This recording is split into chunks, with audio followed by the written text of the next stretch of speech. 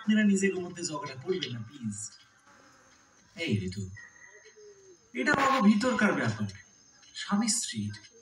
এটা কি সবাই কইতে আছে? কি ছেলে মানুষ করো না তুমি।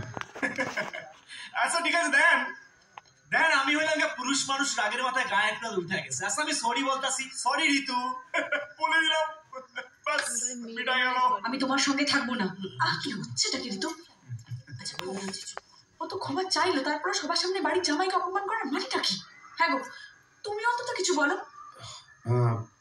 ঋতু, একবার চেষ্টা করতে হয়, সুযোগ দিয়ে দেখ না। কে বললো আমি চেষ্টা করিনি? হ্যাঁ, কে বললো সুযোগ দিইনি? এই লোকটার না বাইরেটা এরকম। হ্যাঁ, চর মারাটা বলতে পারছি, কারণ চর মারাটা তো খুব নর্মাল, কিন্তু বন্ধ ঘরের ভেতরে কি কি করে সেটা তো আর বলতে পারছি না, তাই না?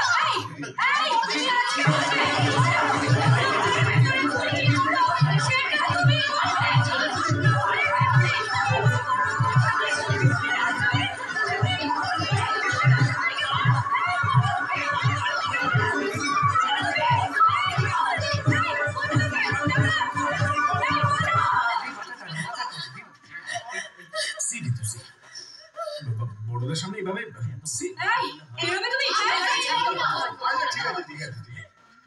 আমি বলি কি, ঋতু তো অনুষ্ঠানে পার্টিসিপেট করছে, আর তো মাত্র কটা দিন।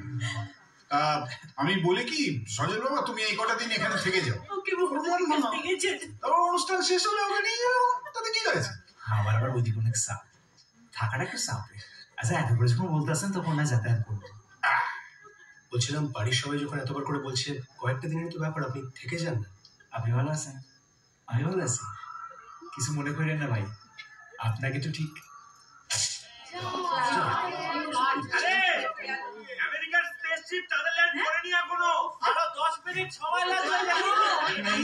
কারেন্ট নেই তো।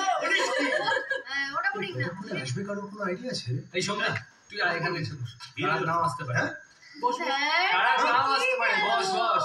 সারা রাত